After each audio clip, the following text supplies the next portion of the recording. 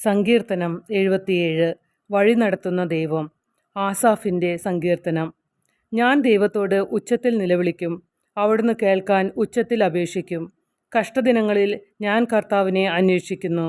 രാത്രി മുഴുവൻ ഞാൻ കൈവിരിച്ചു പിടിച്ചു, ഒന്നിനും എന്നെ ആശ്വസിപ്പിക്കാനായില്ല. ഞാൻ ദൈവത്തെ ഓർക്കുകയും വിലപിക്കുകയും ചെയ്യുന്നു. ഞാൻ ധ്യാനിക്കുകയും എൻ്റെ മനസ്സ് ഇടിയുകയും ചെയ്യുന്നു. കണ്ണു ചിമ്മാൻ അവിടുന്ന് എന്നെ അനുവദിക്കുന്നില്ല. സംസാരിക്കാനാവാത്ത വിധം ഞാൻ ആകുലനാണ്. ഞാൻ കഴിഞ്ഞ കാലങ്ങൾ ഓർക്കുന്നു, പണ്ടത്തെ സംവത്സരങ്ങളെ സ്മരിക്കുന്നു. രാത്രിയിൽ ഞാൻ ഗാഢചിന്തയിൽ മുഴുകുന്നു.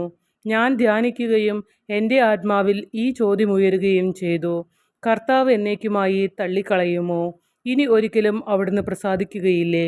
അവിടുത്തെ കരുണ എന്നേക്കുമായി നിലച്ചുവോ? അവിടുത്തെ വാഗ്ദാനങ്ങൾ എന്നേക്കുമായി അവസാനിച്ചുവോ? കൃപ കാണിക്കാൻ ദൈവം മറന്നുപോയോ?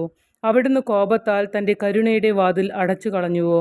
അത്യുന്നതൻ്റെ ശക്തി പ്രകടമാകാത്തതാണ് എൻ്റെ ദുഃഖകാരണം എന്ന് ഞാൻ പറഞ്ഞു.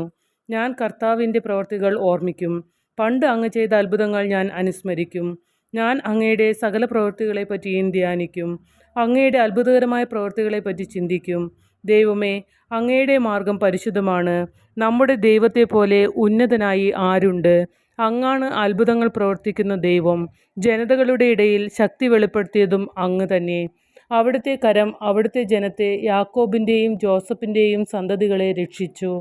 ദൈവമേ, സമുദ്രം അങ്ങയുടെ മുമ്പിൽ പരിഭ്രമിച്ചു. അങ്ങയെ കണ്ട് അഗാധം ഭയന്നു വിറച്ചു. മേഘം ജലം വർഷിച്ചു, ആകാശം ഇടിമുഴക്കി.